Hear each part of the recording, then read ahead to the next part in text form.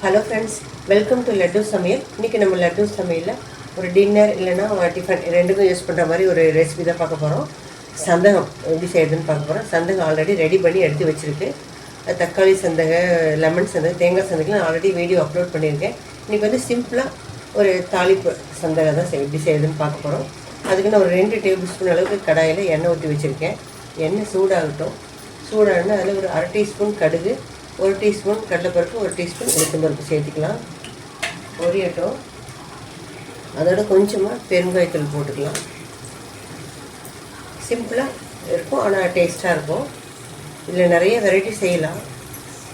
அதில் ஒரு வெரைட்டி தான் இது. கடுகு சீரகம் நல்லா பொரியட்டும். கடுகு கடலைப்பருப்பெல்லாம் நான் ஒரு 2 பெரிய வெங்காயம் நிறைய போட்டால் டேஸ்ட்டு சூப்பராக இருக்கும். 2 பெரிய வெங்காயம் கட் பண்ணி வச்சுருக்கேன். 3 பச்சை மிளகா, கொஞ்சமாக கருவேப்பிலை எடுத்து வச்சுருக்கேன். பொரிஞ்சோன்னே இதை நம்ம சேர்த்துக்கலாம். கடுகு கடலைப்பருப்பு நல்லா பொரிஞ்சு வந்துருச்சு. இப்போ வந்து நம்ம இதெல்லாம் சேர்த்துக்கலாம். வெங்காயம், பச்சை மிளகா, கருவேப்பிலை எல்லாத்தையும் ஒன்றாவே நம்ம சேர்த்துக்கலாம்.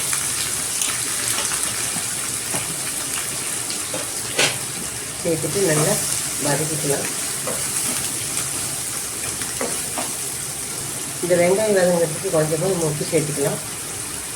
சந்தகத்தில் உப்பு போட்டு வேக வச்சுட்டு வெங்காயத்துக்கெல்லாம் மட்டும் சேர்த்துக்கலாம். வெள்ளையாகவே இருக்கட்டும் அப்படின்னா நீங்கள் மஞ்சள் பொடி சேர்க்க வேண்டாம். கொஞ்சம் கலராக இருக்கட்டும்னா நீங்கள் மஞ்சள் தூள் சேர்த்துக்கலாம். நான் வந்து ஒரு 1/4 டீஸ்பூன் அளவுக்கு மஞ்சள் தூள் சேர்த்துறேன். மஞ்சள் தூள் சேர்த்தாமல் ஒயிட் கலரே வேண்டாம் கூட நீங்கள் அப்படியே விட்டுறலாம். நல்லா வெங்காயம் வதங்கட்டும். வெங்காயம் நல்லா வதங்கி செவந்து வந்துருச்சு. இப்போ நம்ம ரெடி பண்ணி வச்சுருக்கேன் சந்தகையை அதில் சேர்த்துக்கலாம்.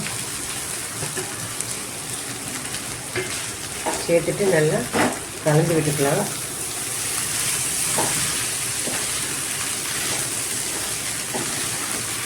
ஒரே மாதிரி செய்யாமல் கொஞ்சம் டிஃப்ரெண்ட்டாக செய்யறதுக்காக சும்மா தாளிச்சு சந்தகை காமிக்கிறேன்.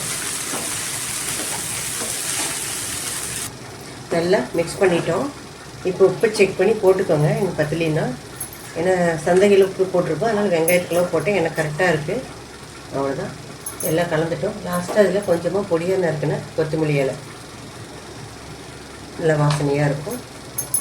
கலந்துட்டு இறக்கிட்டோம்னா நம்ம சூப்பரான தாளித்த சந்தகை அட்டகாசமாக ரெடி ஆகிடுச்சு. மஞ்சத்தூள் தான் ஆப்ஷனல். நீங்கள் வேணால் ஒயிட் கலரில் இருக்கணும்னு மஞ்சள் போடணும். நான் லைட்டாக தான் போட்டிருக்கேன். அது ஒரு ஃப்ளேவராக டேஸ்ட்டாக நல்லாயிருக்கும். அவ்வளோதான். நல்லா கலந்தாச்சு. நீங்களே இதே மாதிரி ட்ரை பண்ணி பாருங்கள். பிடிச்சிருந்தால் லைக் பண்ணுங்கள், ஷேர் பண்ணுங்கள், கமெண்ட் பண்ணுங்கள். என்னோடய சேனலை சப்ஸ்கிரைப் பண்ணுங்கள். மறக்காமல் பெல் ஐக்கான் கிளிக் பண்ணுங்கள். தேங்க்ஸ் ஃபார் வாட்சிங்.